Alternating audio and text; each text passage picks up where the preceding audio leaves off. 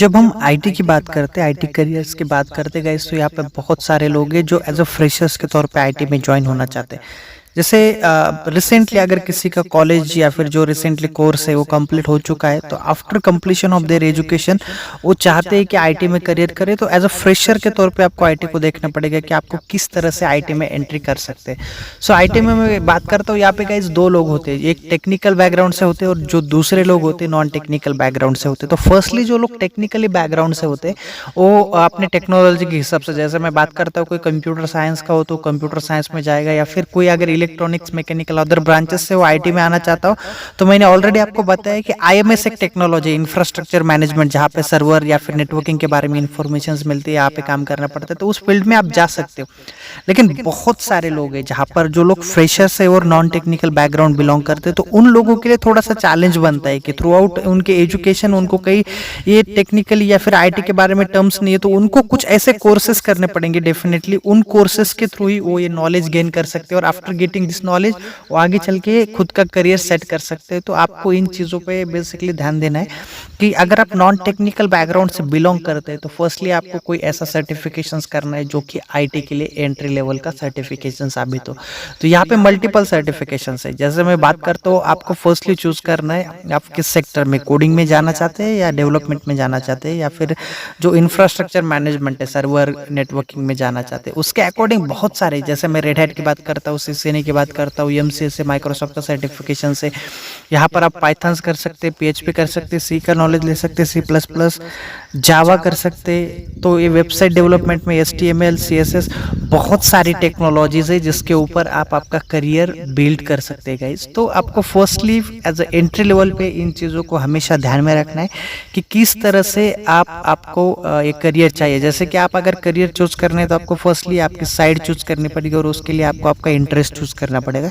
So definitely आपका interest जिस चीज़ में, उस चीज़ का सर्टिफिकेशन करके आप as a non technical person होके भी आईटी में एंट्री कर सकते हैं। बट उनको आईटी के बारे में एग्जैक्ट पूरी इन्फॉर्मेशंस नहीं होती, हालांकि कुछ छोटी बहुत इन्फॉर्मेशंस मिलती है उनको, लेकिन डीपली नॉलेज नहीं होता है। तब जाके हम करियर ऑप्शंस को चूज़ नहीं कर पाते सही तरीके से, क्योंकि जब तक आपको पूरी तरीके से दो चीज़ों के बीच में डिफरेंस पता नहीं चलेगा तब तक आप किसी चीज़ को चूज़ नहीं कर सकते।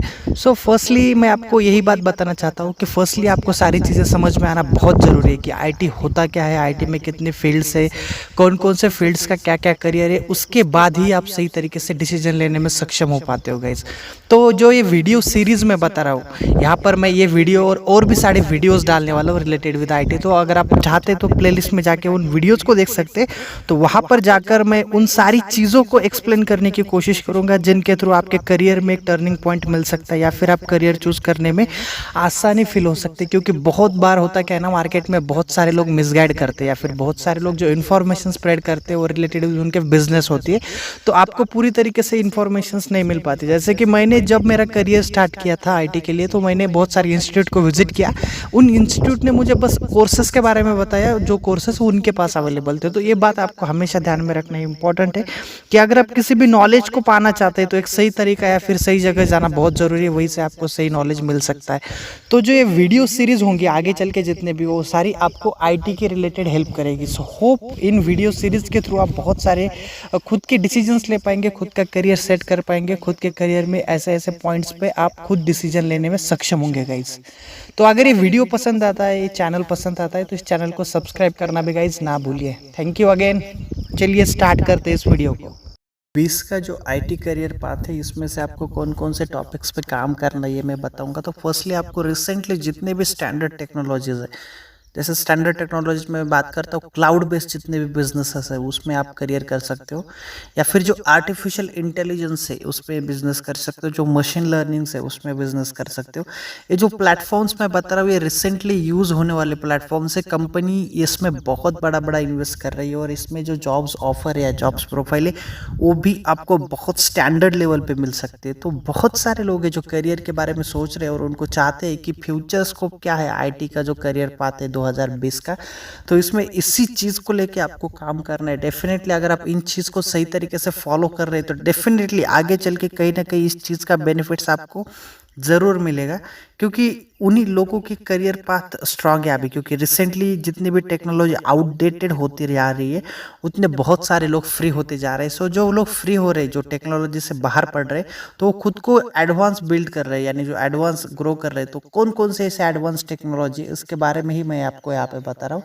सो क्लाउड बेस्ड जितनी भी टेक्नोलॉजी से, जितना भी सर्वर, अभी पहले होता क्या था कि एक सर्वर मैनेजर यानी कंपनी में सर्वर रहा तो 4 लोग लगते थे एक सर्वर के लिए, एक नेटवर्किंग के लिए, एक हार्डवेयर के लिए, एक डेटाबेस मैनेजमेंट के लिए। लेकिन अभी ऐसा नहीं होता है, सारा डेटा अगर क्लाउड पे जा रहा है तो सर्वर की ज़रूरत ही नहीं है, तो बहुत सारे लोगों की जॉब की छुट्टी हो जाती है। तो यहाँ पे बहुत सारे लोग हैं जो खुद को एडवांस कर रहे हैं, लेकिन बहुत सारे लोग उसमें कुछ नहीं कर रहे। तो उनके लिए एक यहाँ पे रेड इंडिकेशन है कि आपको यहाँ पे ग्रो करना है, खुद में बिल्ड यानी खुद में इन्वेस्ट करनी है, और तब जाके आप फ्यूचर में 2021 का साल है, उस साल में खुद को यहाँ पे सर्वाइव कर पाओगे guys, with salary, with positions and with जो नए नए लोग जा रहे हैं टेक्नोलॉजी के साथ, उनके साथ भी। तो गाइज आईटी कंपनी में डिपेंड है कि कौन सा सॉफ्टवेयर बेस्ड कंपनी है या फिर कोई सर्विस बेस्ड कंपनी, या कंपनी खुद कोई प्रोडक्ट बनाती है, टूल बनाती है, लाइसेंसिंग पे काम करती है, एसईओ पे काम करती है। तो ये डिपेंड करता है कि ये कंपनी किस लेवल पे काम करती है, उसके अकॉर्डिंग वहाँ पे काम होता है। जैसे मैं मान लेता हूँ, एग्जांपल लेते हैं कि कोई कंपनी है जो एप्लीकेशन बनाती है, तो यहाँ पे आपके पास एक कंपनी है, कंपनी को रिक्वायरमेंट है एप्लीकेशन की, वो रिक्वायरमेंट उस कंपनी को मिली है। तो वो कंपनी 10 लोगों की टीम पे काम करती है, तो 10 लोग अलग अलग, यानी इसमें एक मैनेजर होगा, एक 7 लोग 8 लोग जो टेक्निकल हो गए, एक नॉन टेक्निकल जो मैनेजमेंट देखेगा, पैसे ये वो सारी चीज़ें। 8 लोगों में भी डिवाइड किया जाएगा प्रोजेक्ट के अकॉर्डिंग कि कौन कौन क्या क्या काम करेगा, और फाइनली जब सबका काम कंप्लीट होता है तब जाके एक फाइनल मॉड्यूल क्रिएट होता है। बस इसी तरह प्रोजेक्ट बेस पे काम करते हैं आईटी कंपनीज। बहुत सारे आईटी कंपनीज ऐसे भी होते हैं जो सर्वर पे काम करते हैं। अभी सर्वर कंपनी, हर एक कंपनी में सर्वर होता है, तो उस सर्वर को मैनेज करने का, डेटा मैनेज करने का, सिक्योरिटी मैनेज करने के सारे काम वहाँ पे किए जाते हैं। कुछ कंपनी नेटवर्किंग पे काम करती है। सो ये बताना मुश्किल है, जितनी कंपनी से जितने प्रोसेस है उसके अकॉर्डिंग उतने वर्क डिफरेंट है। तो 2 मिनट की वीडियो में सारी चीज़ एक्सप्लेन करना वेरी वेरी डिफिकल्ट है। तो यहाँ पर मैं आपको सिंपली बताऊँगा कि आईटी के रिलेटेड टास्क को डिवाइड किया जाता है। अगर एक टीम रही तो मल्टीपल सेक्टर्स में, और हर एक को कुछ ना कुछ काम मिलता है, वो काम वो बंदा उस दिन में कंप्लीट करके फाइनल वो सबमिट कर देता है, और फाइनल प्रोडक्ट क्रिएट हो जाता है सबका मिलके। तो ऐसा करके आईटी में काम होते हैं गाइस। सो कुछ ऐसा रॉकेट साइंस नहीं है, या फिर एक बंदा कुछ ऐसा डिज़ाइन कर रहा है मल्टीपल, ऐसा कुछ नहीं होता है, बल्कि सब मिलके एक प्रोजेक्ट पे काम कर रहे होते हैं। थोड़ा थोड़ा काम डिवाइड किया जाता है, और उसके अकॉर्डिंग सारी पूछती कि इन्फॉर्मेशन टेक्नोलॉजी के बारे में आपके पास क्या अवेयरनेस है। तो आपको इन्हीं चीज़ों के ऊपर ध्यान देना है कि रिसेंटली कौन कौन सी टेक्नोलॉजीज है मार्केट में, जैसे 5G लॉन्च हो रहा है, या फिर जो कुछ भी रिसेंटली गवर्नमेंट किस सेक्टर में काम कर रहा है, इंडियन रेलवे किस सेक्टर में काम कर रही है, मेट्रो किस सेक्टर में काम कर रही है, रिसेंटली जो भी मॉडिफिकेशंस हो रहे हैं यहाँ पे, तो वो किस लेवल पे हो रहे हैं, इसके ऊपर क्वेश्चंस पूछ सकते हैं। क्योंकि जब कई गवर्नमेंट का बड़े बड़ा आईटी पोस्ट आपको चाहिए, या फिर कई कॉम्पिटिटिव एग्जाम की आप प्रिपरेशंस कर रहे हैं, तो आपको इन चीज़ों के बारे में बहुत सारे क्वेश्चंस पूछ सकते हैं। या फिर कोई कंपनी के बारे में भी पूछ सकते हैं जो बहुत बड़ी मल्टीनेशनल कंपनीज हो, तो उनका क्या अभी मार्केट रिसेंटली क्या सिचुएशन चल रहा है, या फिर उनका प्रोसेस क्या है। तो इस सारी चीज़ हो जाती है। तो आपको जब भी कभी ये एग्ज़ाम्स देनी हो, तो आपको इन चीज़ों को यहाँ पे ध्यान में रखना इंपॉर्टेंट है कि ये चीज़ें किस तरह से परफॉर्म होती है। सो बहुत सारे लोग हैं जो कि कॉम्पिटिटिव एग्जाम की प्रिपरेशंस कर रहे हैं आईटी में, तो आपको इन टॉपिक्स के ऊपर फोकस करना है। बहुत सारे लोग जैसे कोडिंग को फोकस करते हैं, तो उन चीज़ों को डीपली जानने की ज़रूरत नहीं होती है, जैसे कि आपको ट्रांजिस्टर या फिर कोई फिनोमिनॉन है, कोई प्रिंसिपल्स किस तरह से काम करता है।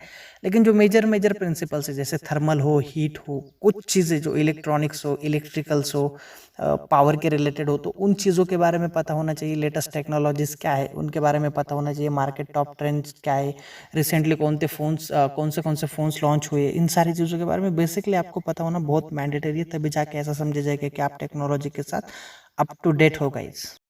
बहुत सारे लोग सवाल पूछते हैं कि आईटी के लिए इंग्लिश आना मैंडेटरी या नहीं है। तो आज के इस वीडियो में हम इसी टॉपिक पे बात करेंगे गाइस। बहुत सारे लोग होते हैं जो टेक्निकली स्ट्रांग होते हैं, इसका मतलब वो सर्वर अप करना जानते हैं, सर्वर का सब सारे प्रोटोकॉल जानते हैं, सारे फिनोमिना जानते हैं, सारी चीज़ें उनको, डेटा मैनेजमेंट पता है, सर्वर मैनेजमेंट पता है, नेटवर्किंग पता है, ऐसी चीज़ों में उनको इंग्लिश आना मैंडेटरी है। तो गाइज़ ये डिपेंड करता है, क्योंकि अगर आपका प्लेटफ़ॉर्म्स यहाँ पे कम्युनिकेशंस का है विद आईटी टेक्नोलॉजी, तो आपको इंग्लिश आना बहुत मैंडेटरी है, क्योंकि आईटी एक ऐसी टेक्नोलॉजी है जो मल्टीनेशनल कंपनी का काम करती है, जैसे कि बहुत सारी कंपनी फॉरेन में, तो आपको आपके क्लाइंट भी बहुत सारे फॉरेन में, तब जाके आपको इंग्लिश मैंडेटरी। लेकिन अगर आप किसी लोकल जैसे टाटा का कोई मॉड्यूल है जो इंडिया में ही काम करता है, तो वहाँ पर आपको इंग्लिश आना बहुत मैंडेटरी नहीं होता है। जैसे कि मार्केटिंग या फिर हम बात करते हैं एमबीए फील्ड में इम्पोर्टेंट है, वैसा यहाँ पे इम्पोर्टेंट नहीं है, मैंडेटरी नहीं है। आपको फ्लुएंट इंग्लिश आना बहुत ज़रूरी है, लेकिन इतनी इंग्लिश आना बहुत ज़रूरी है जितना कि आप आपका जो फिनोमिनन है, आपका जो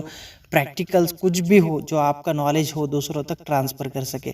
तो बहुत सारे लोगों ने मुझे सवाल पूछा कि मेरे इंग्लिश इतने अच्छे नहीं है, तो क्या मैं आईटी में करियर कर सकता हूँ? क्योंकि वो जो आईटी के लोग देखते हैं वो सारे इंग्लिश इंग्लिश के लेवल पे टॉप लोग देखते गए, लेकिन ऐसा होता नहीं है। बहुत सारे आईटी के लोग हैं जिनको इंग्लिश उतने अच्छी तरह से आती नहीं है, लेकिन वो जो core technology let it what it भी हो, कुछ भी हो, जैसे कि C++, जावा, .NET, PHP, कुछ भी हो, उसमें वो मास्टर होते, तब जाके थ्रू आउट लाइफ उनको कोई दिक्कत नहीं होती। सो होप आप अंडरस्टैंड कर चुके होंगे कि इंग्लिश आना मैंडेटरी कब है, क्यों है, क्योंकि बहुत सारे आईटी टेक्नोलॉजी जो विदाउट इंग्लिश भी परफॉर्म की जा सकती है।